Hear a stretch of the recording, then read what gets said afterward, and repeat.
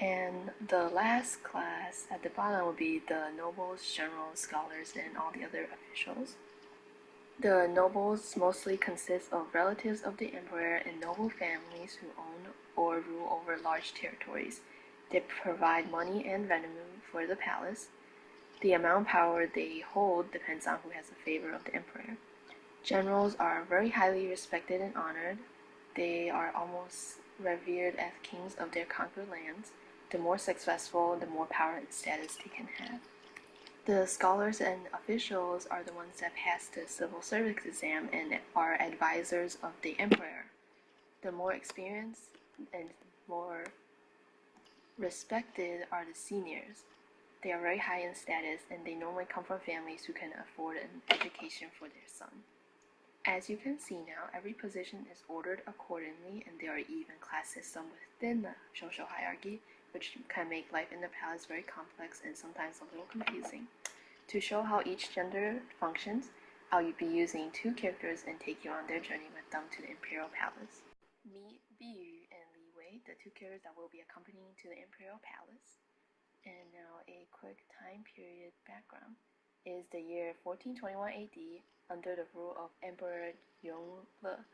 The government is being slowly moved from Nanjing to Beijing. The capital was moved to Beijing and the construction of the Forbidden City was completed the year prior. And a quick background on the characters.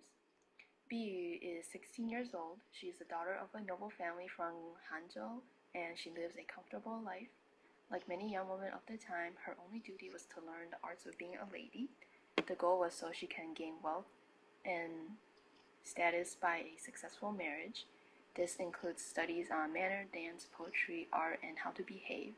When the emperor began recruiting girls to be his concubines, families such as Biyu will see this as a chance to improve their social standing and in most cases force their daughter into going to the palace no matter what. Now let's see how Li Wei's lifestyle compares. Li Wei is 30 years old. He lives in the province of Nanjing.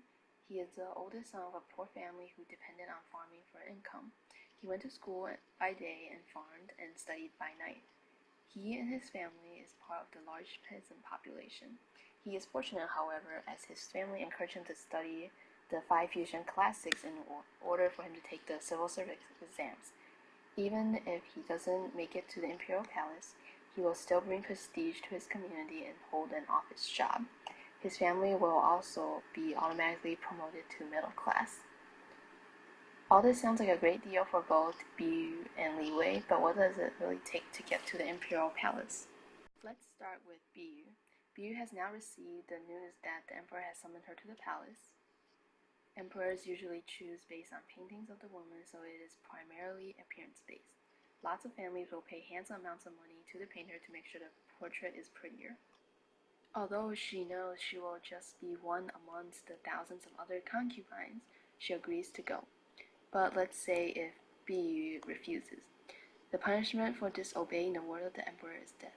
In cases of collecting concubines, though, the girls can be kidnapped by officials, and if the family tries to resist, they will also be killed as well. Some families go far as to knock out their daughters and send them off. After they enter the Forbidden City, the girls will reside there for the rest of their lives. Biyu needs nothing really and boards the carriage for the trip, and now Biyu is on her way to Beijing. But how will Li Wei get there? After studying for so many years, Li Wei is ready to take part in the civil service exams in hopes of earning a better future. When Hongwu became the first Ming emperor, the system was further expanded. Besides adding schools to each local district and having the examinee take the courses, the students have to earn a Jiucao grade. Only then can you enter a provincial examination for the Zhuren grade. So the first test Li Wei takes is in the local province. Li Wei does well and passes through. Now he has to compete for the Zhuren grade. According to statistics, only about 5 to 10% pass this event, so it's only held every 3 years. Of course, Li Wei is an exceptional student and passes this test. He is overfilled with joy and now there's only one last exam to go. The final test is being held in Beijing, so Li Wei will have to pack and be prepared to leave Nanjing, and possibly for a very, very long time, if not forever. Created using Powtoon.